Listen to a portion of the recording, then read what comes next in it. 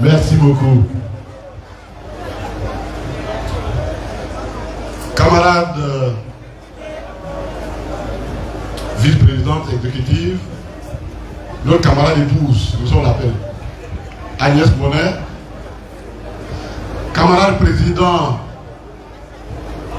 de l'inspection du parti, c'est mon grand frère et mon neveu, docteur Issa Koulibaly Malik, camarades secrétaires généraux adjoints, camarades président de la Ligue intérimaire des jeunes, camarades de la Ligue des femmes, camarades représentants des autres partis, camarades SNT et mon camarade le compagnon de tous les jours, fédéral de Port-Boué, Boliga Ismaël, enfant chéri. Chers amis, chers camarades, je vous salue. Au nom de son Excellence, le président Laurent Gbagbo, je vous salue. Je voudrais saluer votre mobilisation, qui est l'expression de notre détermination. Merci, président intérimaire de la Ligue, pour cette mobilisation. Merci, fédéral.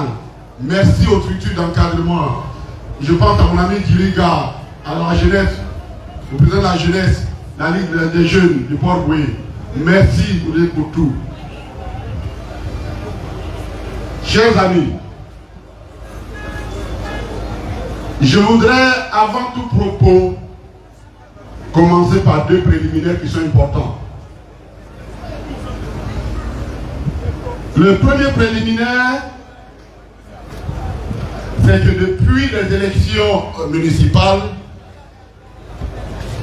au cours desquelles j'ai eu l'honneur, l'insigne honneur de porter le maillot, le flambeau de notre parti, nous n'avons pas encore eu l'occasion de nous parler.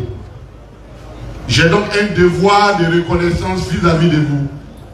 Je voudrais vous dire merci. Merci pour la confiance que vous avez placée en nous. Merci pour tout. C'est vrai que nous n'avons pas gagné, mais nous avons tiré beaucoup de leçons. Nous avons tiré beaucoup de leçons et nous avons appris beaucoup. Je voudrais saluer toute la population sans distinction de Port-Boué et je voudrais saluer l'équipe fédérale de Port-Boué et la grande sœur Baba Massani. Merci pour tout.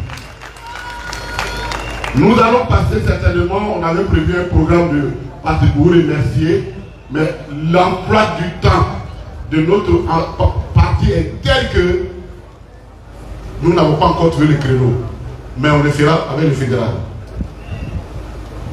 Le deuxième préliminaire concerne le procès de Picasse. Picasse est le deuxième vice-président du CSP, c'est-à-dire l'organe politique que je dirige. Et Picasse était avec nous en exil. Nous avons galéré ensemble en exil. On ne peut pas venir prendre Picasse comme ça pour dire aller au procès. On va t'envoyer au tribunal parce que tu allais braquer même pas braquage, tu allais attaquer un camp avec des couteaux et des bourdins. Picasse que je connais, je sais qu'il a un minimum d'intelligence. Et je voudrais ici exprimer à Picasse toute la solidarité du CSP, ma solidarité, toute la solidarité du CSP. Et nous allons mener ensemble ce combat parce que ce n'est pas juste de traquer les opposants.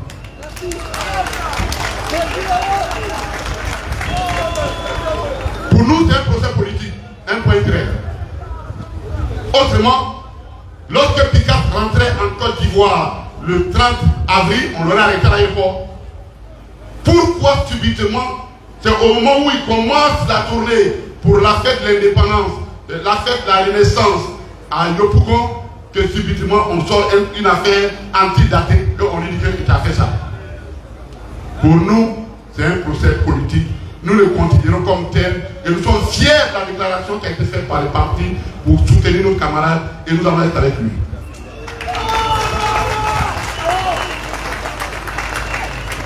Chers amis, nous sommes ici pour une question précise qui se détache en deux branches, mais la colonne vertébrale de notre présence ici, c'est l'inacceptable injustice que les gens veulent par tous les moyens imposer à l'un des citoyens, peut-être même le citoyen le plus honnête de notre Côte d'Ivoire. On ne peut pas accepter ça.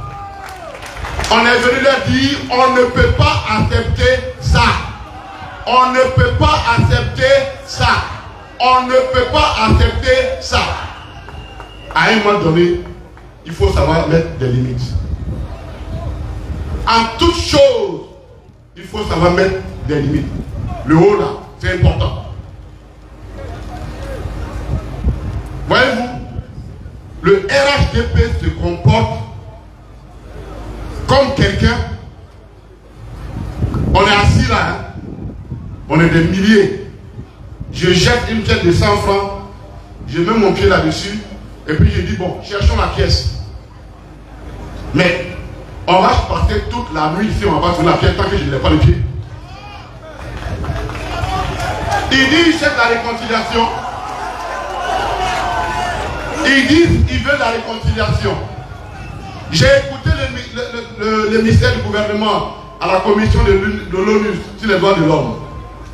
J'ai dit, mais est-ce que c'est de notre pays là il parle? Est-ce que c'est de notre pays où on vit il parle? Tout va bien, les droits de l'homme marchent bien ici, tout est dans la joie, ainsi de suite. Donc dans la réalité, leur problème c'est quoi? On parle de réconciliation, mais en fait ils n'en veulent pas. Du moins, ils ont une confusion terrible, une confusion lexicale terrible entre la réconciliation et la soumission. Ils veulent qu'on se soumette définitivement à leur volonté. Mais ça ne marche pas. Dans une république démocratique, ça ne marche pas. C'est pourquoi il y a un pouvoir et il y a une opposition. Et je disais à un ami du RHDP, mais si vous n'êtes pas content de votre position de pouvoir, venez dans l'opposition. Puisque apparemment ça ne vous arrange pas. Vous vous comportez exactement comme des opposants. Bon, on va changer les rôles.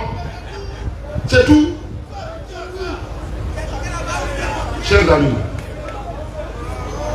la question de la réinscription du nom du président Laurent Gbagbo est une question non négociable pour le PPAC. C'est non négociable. C'est non négociable et tous les arguments qu'ils avancent par-ci, par-là, qu'il faut aller à l'Assemblée. Nous ne sommes plus dans l'Assemblée nationale. Nous, on a fait ça. Chers amis, je vous fais chronologiquement les pas que nous avons posés en vue de la réconciliation et autour de la question du président Laurent Gbagbo. Le président Laurent Gbagbo est arrivé malgré toutes les souffrances qu'on lui a infligées. Il est arrivé au nom de la République, au nom de l'État. Il allait rendre visite au président Ouattara pour lui dire, Monsieur le Président de la République. Mais en fait, en politique, les notions ont un sens. Et peut-être qu'ils ne comprennent pas ça, et ça ou pas ça, il faut qu'on leur explique. Il y a un sens. Est-ce que vous savez pourquoi, lorsque on fait l'élection, le vainqueur attend toujours l'appel du vaincu? C'est parce que c'est par cet appel-là que que la légitimité du vainqueur se trouve renforcée. Elle n'est plus une légitimité qui tire de ses seuls électeurs, mais de tous les autres électeurs, parce que le candidat vaincu, par l'appel qu'il fait, et dire à l'autre, je t'envoie ma légitimité que je tire de mes électeurs, pour que tu ne sois plus président d'un seul camp, mais de toute la d'un pays. Voilà les centres républicains de la paix. Et quand le président Laurent Gbagbo arrive et qu'il va dire au président Ouattara, monsieur le président de la République, mais c'est ce qu'ils attendaient depuis des années. Et si donc le manque de légitimité criarde qui leur manquait, le président Laurent Gbagbo le même a donné. C'est ça le sens de la République. On dirige une République, il faut savoir comment elle fonctionne. Mais ça, c'est pas suffisant. On s'en va au dialogue politique. Et la question des injustices faites au président Laurent Gbagbo a été âprement discutée. Et des résolutions ont été arrêtées. Et l'une des résolutions, c'est que nous devons absolument prendre une loi d'amnistie, non pas parce que nous nous reconnaissions coupables, mais parce que dans le système judiciaire ivoirien, il n'y a pas d'autre procédure pour corriger les injustices qui sont faites à un citoyen qui a été mal jugé. C'était ça. Et on est tombé d'accord là-dessus. Même si des petits malins. Et c'est ça qui est le problème avec le RADP. Il y a des doublements qui ont changé. Il dit, si tu vois deux personnes se battre sur une affaire de 600, c'est qu'il y a quelqu'un qui veut prendre 400 et veut donner 200 à l'autre. Et c'est comme ça avec eux. C'est comme ça avec eux. On se met d'accord qu'il faut que le président de la République initie une loi d'amnistie. Si tant est que l'interprétation que nous faisons de la loi d'ordonnance d'amnistie de 2018, si tant est que qui est clair, mais eux ils ont du mal à la comprendre, pour leur faciliter la compréhension, on leur a dit, bon, comme vous ne comprenez pas ce qu'on vous dit, bon, prenez une loi pour dire, bon, comme on a fait trop d'injustice à ce monsieur, on va prendre l'ordre d'amnistie, on donne la réconciliation et on avance. On est là, et puis un matin on dit, tu as fait grâce. La grâce ne nous concerne pas. La grâce, ce n'est pas pour nous. Parce qu'une grâce, ça suppose que nous reconnaissons les faits et que nous avons demandé pardon au président de la République pour qu'il nous gracie. Or, on ne reconnaît pas les faits. Et les faits, on ne peut pas les reconnaître. Ils sont tellement grossiers, tellement inacceptables, tellement sales, tellement nauséeux qu'on ne peut pas s'apprêter d'accepter ça. Quelle gloire à la République de dire que l'un des présidents, des anciens présidents de la République a été braqué une banque. Quelle gloire à la République a dit de ça. Et vous savez ce qu'ils ont pris dans l'annonce fiscale. Et c'est hier j'ai vu. Je n'ai pas parlé beaucoup. Ça, on va régler ça dans la tribune. On va régler ça dans la tribune. Mais en fait, parfois, les gens qui nous prennent pas au sérieux.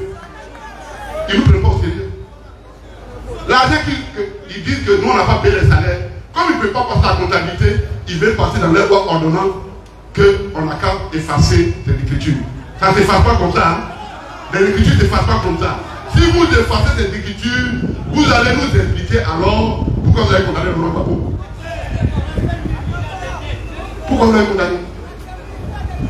On ne va pas rentrer dans le procès tel qu'il a été fait. Et je vous dis pourquoi nous n'allons pas encore, nous n'irons nulle part. Parce que eux-mêmes, on a évacué, on a fini avec toutes les questions de procédure judiciaire. On a eu une décision de la Cour africaine des droits de l'homme dans l'autre main, qui surclasse toutes les autres décisions ici. Soit vous l'appliquez, soit vous ne l'appliquez pas. Mais si vous ne l'appliquez pas, ça veut dire qu'on n'est plus dans un état de droit. Ça Ça veut dire que dans la réalité, un citoyen à qui un juge reconnaît une vérité, lui établit un droit, l'exécutif ou alors la CEI peut décider de ne pas appliquer. Dans ces conditions, nous avons quitté la République, nous tombons dans la jungle. Et là, dans la jungle, chacun se bat avec les moyens dont il dispose. Dans la jungle, c'est pourquoi la République est établie.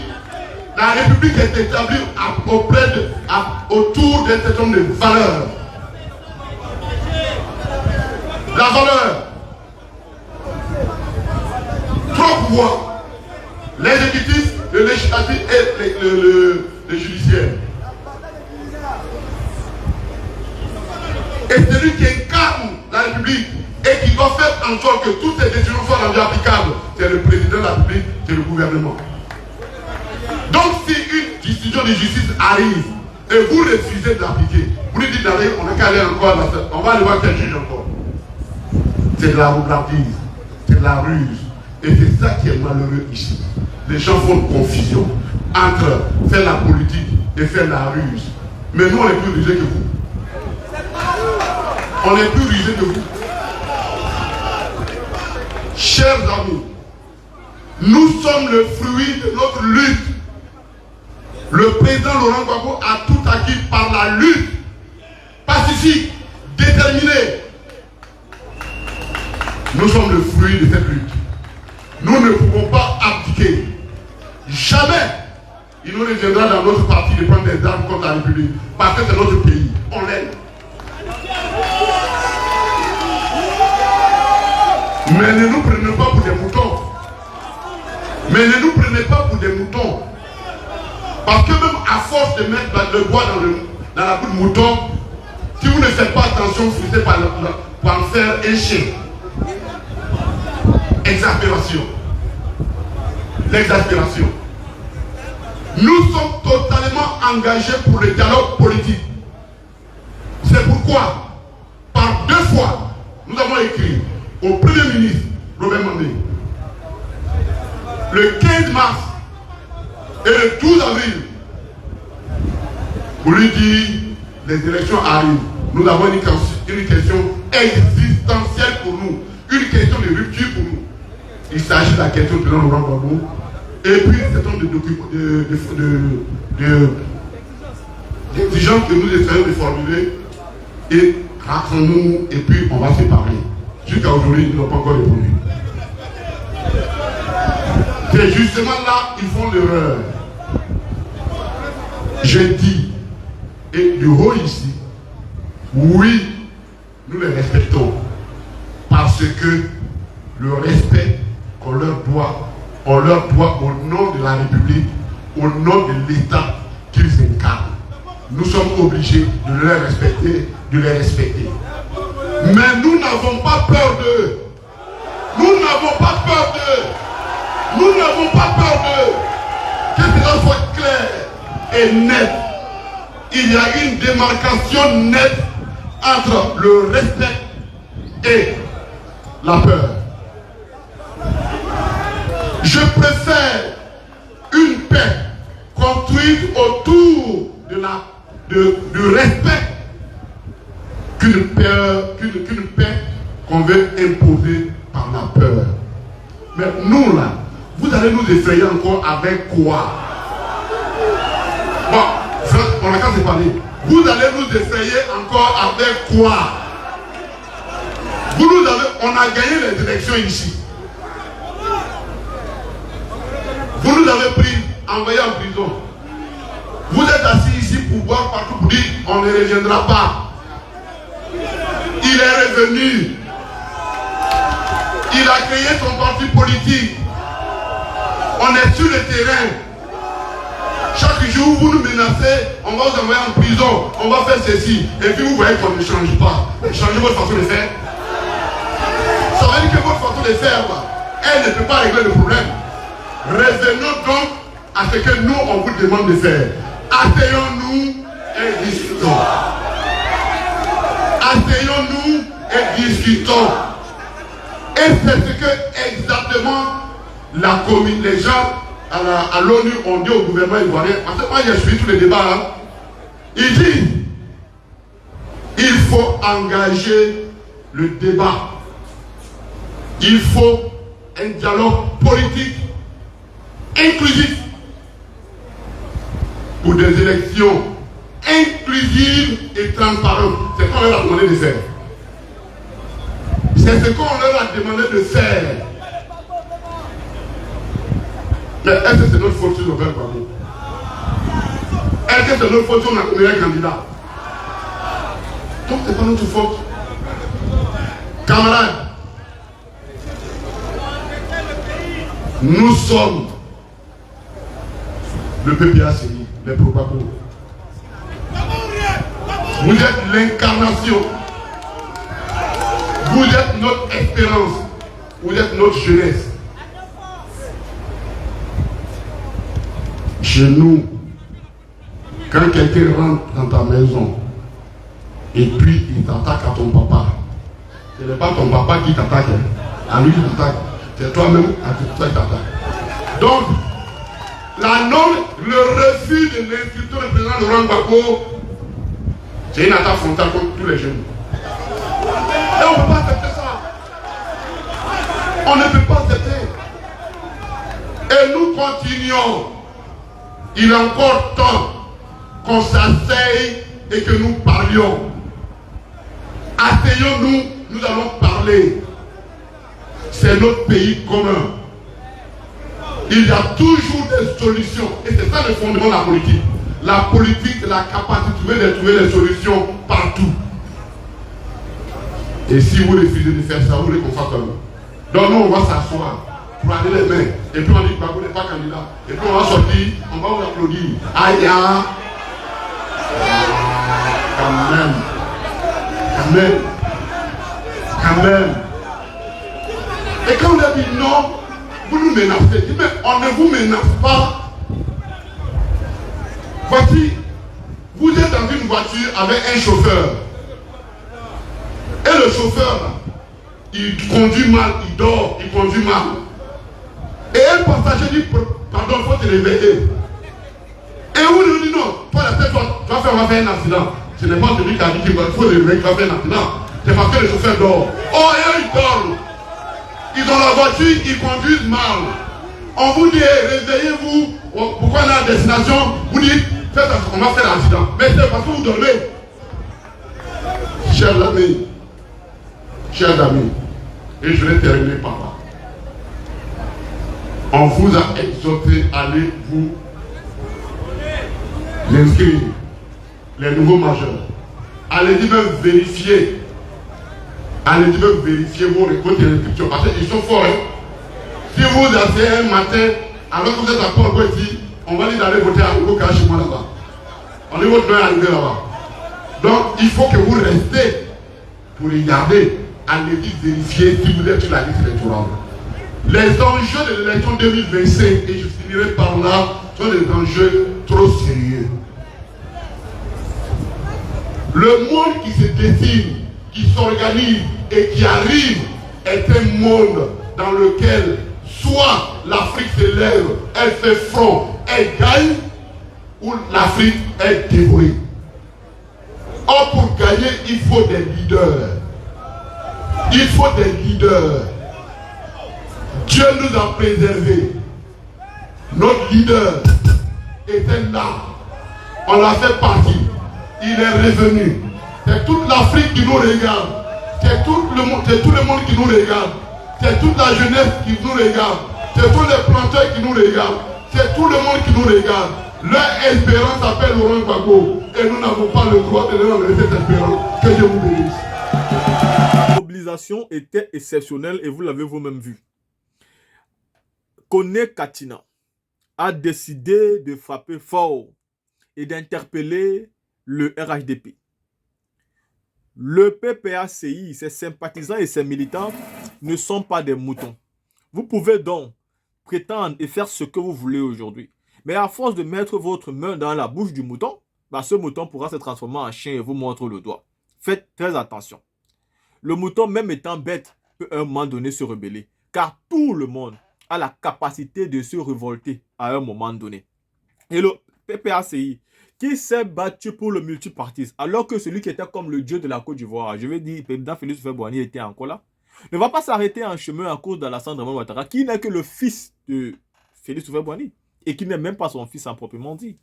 Parce que s'il a appelé pour lui donner un poste pour une affaire bien propre et précise en Côte d'Ivoire, il lui avait vraiment précisé de ne pas se mêler de la politique ivoirienne.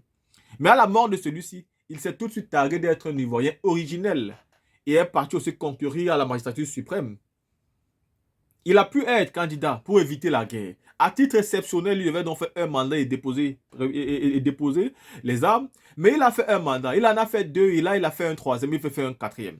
Dans le pays qui n'est pas son pays. Et il est aidé par certaines personnes qui pensent qu'Alassane Ouattara est du Nord comme nous. Il doit juste être là parce qu'il est du Nord comme nous.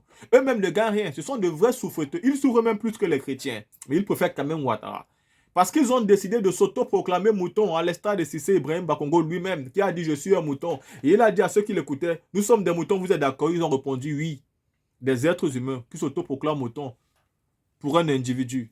Même Dieu nous considère comme des êtres humains. Il nous a créés à son image. Comment vous voulez vous donner l'image des moutons pour un homme? À un moment donné, c'est rabaissant même pour le créateur du ciel et de la terre. Vous ne pouvez pas le faire. Le PPACI vous dit non, à travers aujourd'hui qu'on est Katina, que les choses ne se passeront pas comme ça. Le PPACI ne portera pas les armes pour l'inscription du président Babo sur la liste électorale. Mais le PPACI ne se laissera pas faire.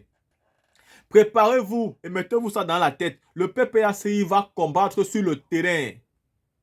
Et vous aurez l'obligation vous-même de remettre ce nom-là parce qu'il n'y aura pas les élections sans ce nom-là. Ce n'est pas un débat. Alassane Ouattara, lui, il avait dit que je n'attendrai même pas que le mandat finisse pour être candidat. Ça veut dire un mandat du 5 ans. Ouattara avait menacé qu'il n'attendra même pas la fin du mandat pour devenir candidat, pour devenir président de la République de Côte d'Ivoire. On va vous laisser donc faire votre mandat. Mais quand celui-ci va finir et que l'organisation des élections va être lancée, vous allez comprendre c'est quoi l'opposition. Tous ces Ivoiriens, tous ces Africains qui passent le temps à dire « Mais vous attendez quoi? Vous parlez quoi? Votre parti est devenu un parti de bavardeurs. » La team, chaque chose se fait à son temps. Chaque chose se fait au moment venu.